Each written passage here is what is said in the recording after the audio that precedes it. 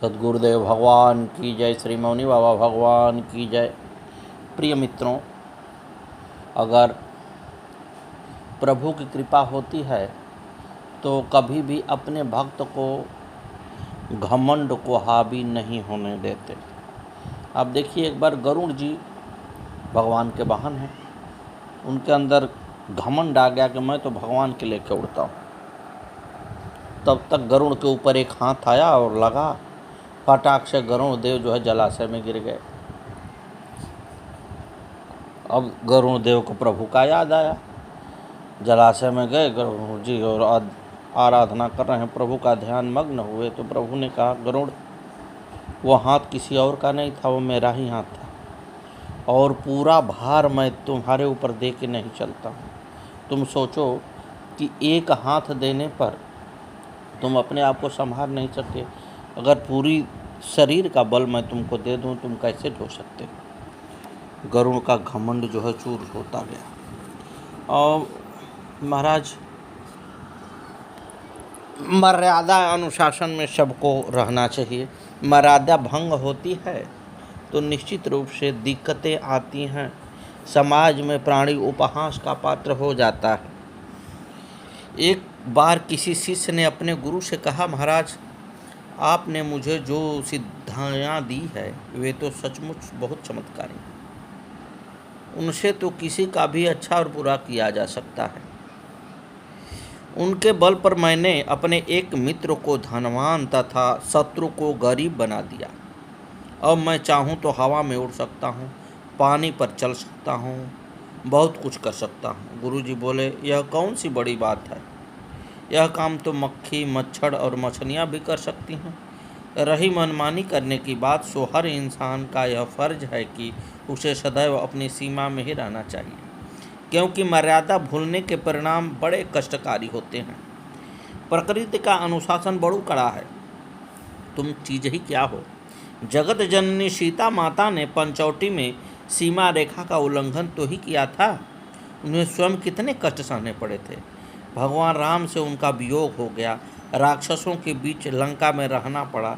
इसलिए तुम्हें भी अपनी मर्यादा में रहना होगा, अन्यथा तुम्हारी सारी सिद्धियां जाती रहेंगी और तुम फिर से एक साधारण इंसान बन जाओगे। गुरुदेव महाराज की जय। जय श्री सीताराम। प्रिय मित्रों, मानव को बराबर उदार चरित्र होना चाहिए। दूसरों का उपकार करने में अपने को प्रसन्नता महसूस होनी चाहिए, अन्यथा अपना अपना कार्य तो सारे लोग जितने पृथ्वी पर जीव हैं ना, सबे कर लेते हैं। मनुष्य जाति ही एक ऐसी जाति है जो दूसरों का भी कुछ भला कर सकती है, उसके लिए हमें कुछ करना जरूर चाहिए। आइए श्री गोपाल जी तथा विष्णुदास जी के बारे में समझते हैं। अनंत सद्गुणों से युक्त स्वभाव से परम गंभीर और हरि गुण गायक भक्त प्रवर श्री गोपाल जी बाबोली ग्राम के निवासी थे। भजन भाव में सूरवीर श्री विष्णुदास जी दक्षिण दिशा में काशीर गांव के रहने वाले थे। ये दोनों संतों भक्तों को गुरु गोविंद के समान मानकर उनकी सेवा करते थे। तिलक कंठीधारी मात्र की अधीनता और सेवा श्रेष्ठ संतों के समान करते थे। भगवान ने अपने श्रीमुख से अपने से भी अधिक अपने भक्तों को जैसे पूज्य कहा है, उसी के अनुसार इन्होंने प्रतिज्ञापूर्वक सर्वदा अच्युत गोत्रीय संतों की सेवा की। इस प्रकार ये दोनों संत शक्ति भाव के भार को वहन करने में श्रेष्ठ वैष्णव धर्म धुरंधर सकल संसार में प्रसिद्ध हुए। श्री गोपाल दास जी और श्री विष्णुदास जी दोनों गुरु भाई थे। साधु सेवा में दोनों गुरु भाइयों का हार्दिक परम अनुराग था। ये दोनों साधु संतों को ऐसे सुख देने वाले थे कि इन्होंने एक नई रीति चलाई। निमंत्रण पाकर जिस किसी महोत्सव में आप जाते, वहाँ बड़े उल्लास के साथ गाड़ी में भरकर घी, चीनी और आटा आदि सामान ले जाते तथा कोठारी से मिलकर गुपचुप सामान में अपना सामान मिलवा देते। किसी को इसका पता भी नहीं चलता। ऐसा करने से आपका तात्पर्य यह होता था कि महोत्सव में किसी प्रकार की कमी न पड़े और संत की निंदा न हो। इस भेद को कोई भी जान नहीं पाता था। महोत्सव के बाद सभी को बड़ा सुख होता कि कोठर भंडारे में किसी वस्तु की कमी नहीं हुई। इन दोनों भक्तों ने के गुरुदेव बड़े सिद्ध एवं प्रसिद्ध महात्मा थे। एक दिन इन दोनों ने हाथ जोड़कर विनती करते हुए अपने गुरुदेव से कहा, भगवान, बहुत दिनों से हमारे मन में ऐसी उमंग उड़ रही है कि सिद्ध संतों के दर्शनार्थ एक महान महोत्सव हो, जिसमें आपकी कृपा और आज्ञा की आवश्यकता है। श्री गुरु जी बोले, यदि ऐसा विचार है तो शीघ्र तैयारी करो। वे ऐसे सिद्ध थे कि उन्होंने वहीं से बैठे बैठे चारों ओर जल फेंका और साधु संतों को न्योता दे दिया। फिर उन्होंने दोनों शिष्य से कहा कि इस उत्सव में महात्माओं की भारी भीड़ इकट्ठी होगी, अतः उनके ठहरने के लिए कुटिया सुंदर निवास स्थान बनाओ। उत्सव प्रारंभ होते ही चारों ओर से संत जन पधारे। दोनों गुरु भाइयों ने उनके चरणों में सिर रखकर प्रणाम और विनती की। फिर उन्हें आदरपूर्वक भोजन प्रसाद पवाया और वस्त्र भेंट कर सब प्रकार से प्रसन्न किया। इस प्रकार 5 दिन तक संत समूह के द्वारा अखंड कथा कीर्तन होता रहा। उत्सव की समाप्ति होने पर श्री गुरुदेव ने दोनों शिष्यों को आज्ञा दी कि कल प्रातः काल संपूर्ण संत मंडली की परिक्रमा करने जाना। वहाँ परमानंद स्वरूप श्री नामदेव जी के दर्शन होंगे। वे उज्ज्वल वस्त्र धारण किए हुए प्रसन्न मन से अकेले ही रहते हैं। उनके चरणों में सिर रखकर प्रणाम करना। वे तुम्हें परम सिद्ध संत श्री कबीर दास जी का दर्शन करा देंगे।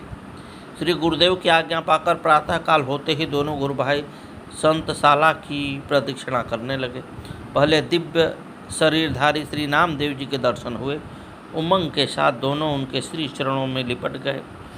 छुड़ाने से भी चरणों को नहीं छोड़ रहे थे। तब श्री नामदेव जी ने उन दोनों से कहा, जहाँ साधु संतों का अपमान होता है वहाँ हम लोग कभी नहीं आते जाते हैं, और जहाँ उनका सम्मान होता है वहाँ हम लोग आते जाते हैं।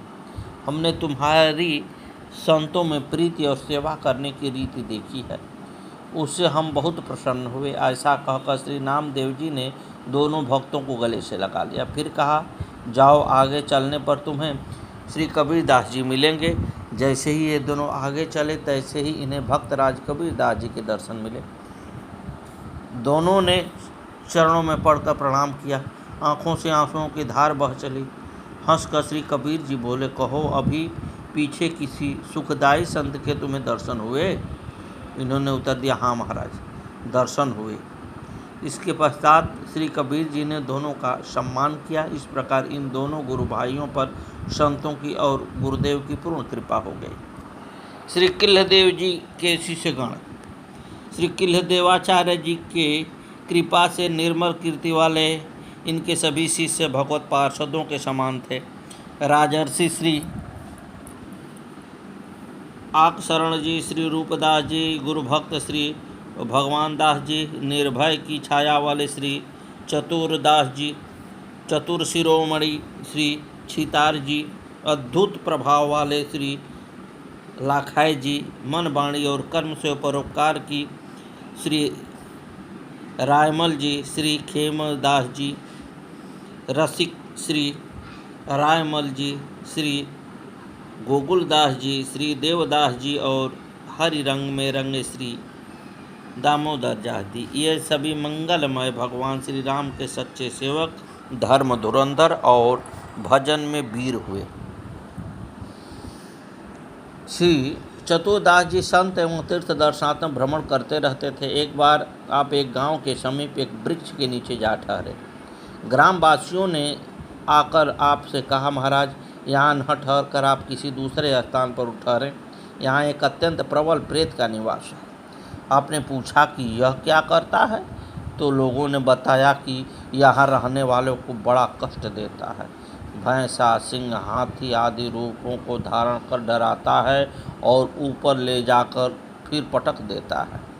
इस तरह वह किसी को जिंदा नहीं छोड़ता, मार ही डालता है। श्री चतुरदास जी श्री राम जी के अनन्य भक्त थे।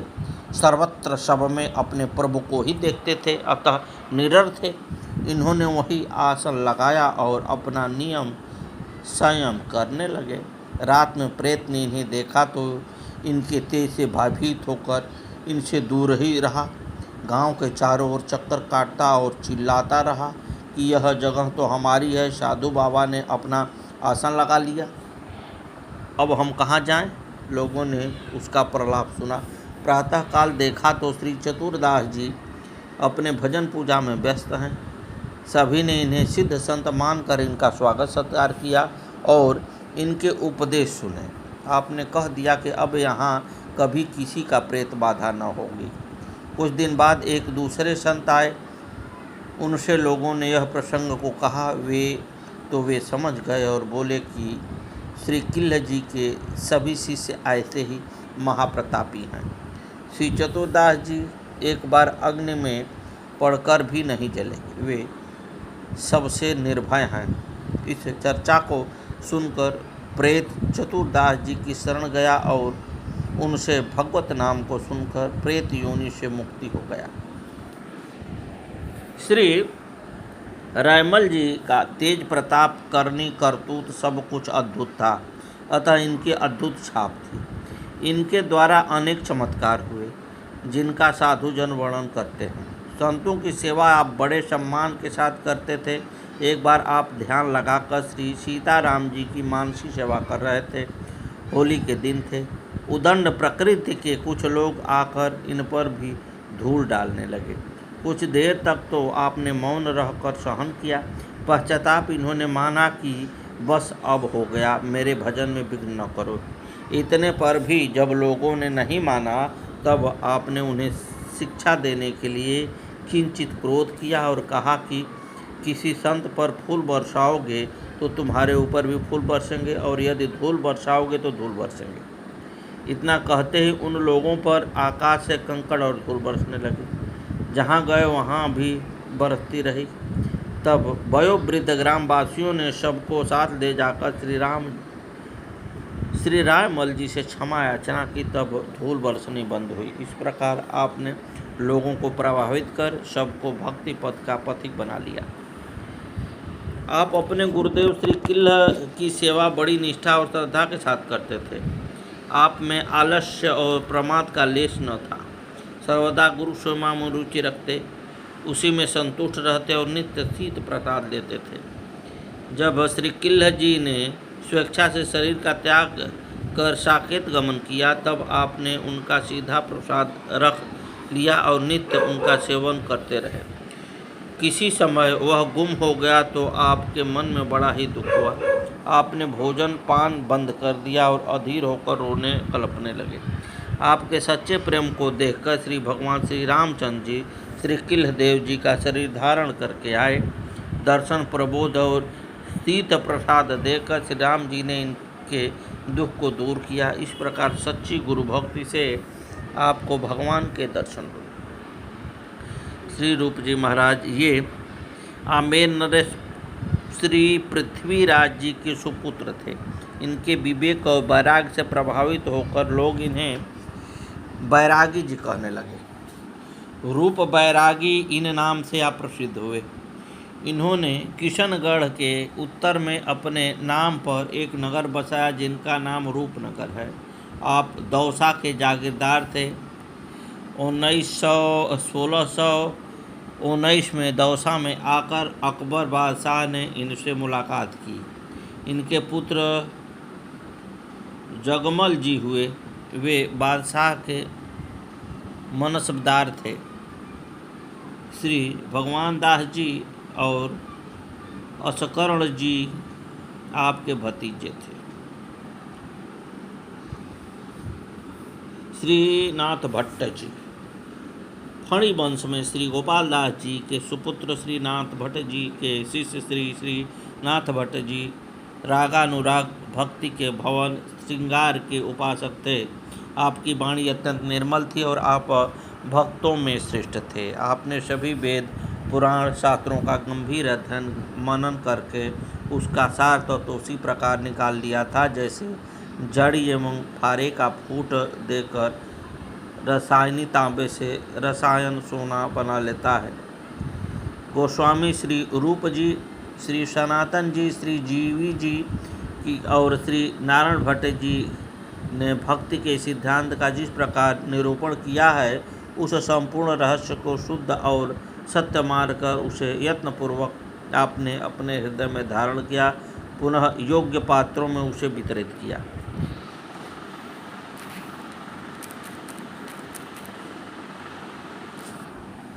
श्री नाथ भट्ट जी बरसाना ऊंचे गांव के निवासी थे।